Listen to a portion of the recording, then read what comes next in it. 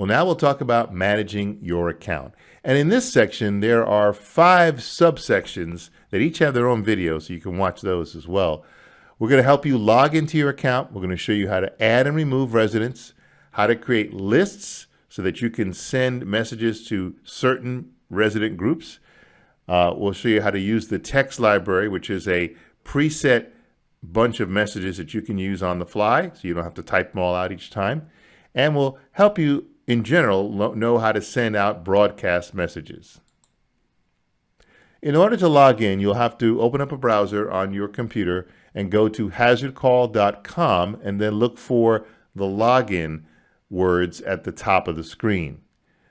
Once you click on that, you will then want to click on the Management Login box. And after that, you will see this screen where you'll enter the username and password that we gave you for your account. Once you do that, you should see a map of your location, and underneath that is a series of green bars. Now, the one you're going to click on the most often is the Add Manage Residents. So go ahead and click on that, and when you do, you'll see a list of residents. Now, of course, this is a sample account, so we just have some made-up names and phone numbers in here, but you would see your actual resident list in there.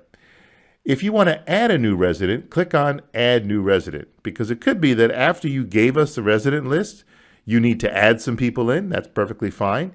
So click on Add New Resident and fill in their name, first name, last name. You must have the phone number and the email address. The phone number needs to be entered as a 10-digit number, no spaces, no parentheses, no dashes.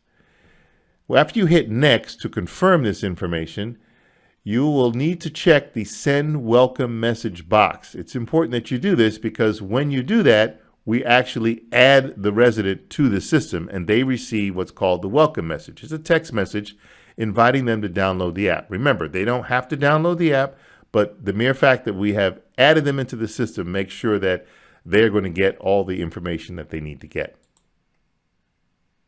You'll also notice that you can sort the residents by any number of ways: the unit number, the location number, location definition rather, the last name, the first name, the phone number, and the emails. You can sort them to quickly find residents as you need to.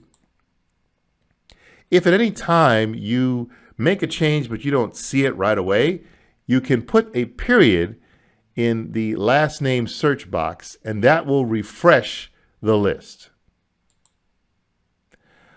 Also, you can see the contents of any particular resident by clicking on them, and it'll show you all the fields that are available.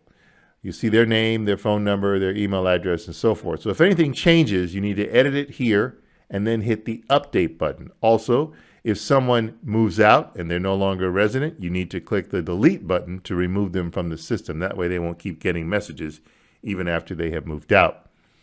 And notice you can also, down at the bottom there, send text message. You can send a text message specifically to that resident if needed. So the best practice here is that you want to add HazardCall to your move-in, move-out process. You probably have some kind of process where people move in and when they move out. So just make sure that you add a step there to add them manually into the HazardCall system and remove them if they are moving out. Now, there will be a number of people, a very small number of people, who tell you as the manager, hey, look, I don't want to get these messages. That's fine. We have an opt-out form, which is also available on our resources page. You can download that, print it. They sign it, you keep it, but then you go into the system and delete them. So if someone is there and they don't want to get the messages, that's fine. You can remove them. However, what we have noticed lately is the FOMO effect, fear of missing out. So someone says they want to be removed, but then when you send an important message about water outage or something else and they don't get it, they're going to wonder why.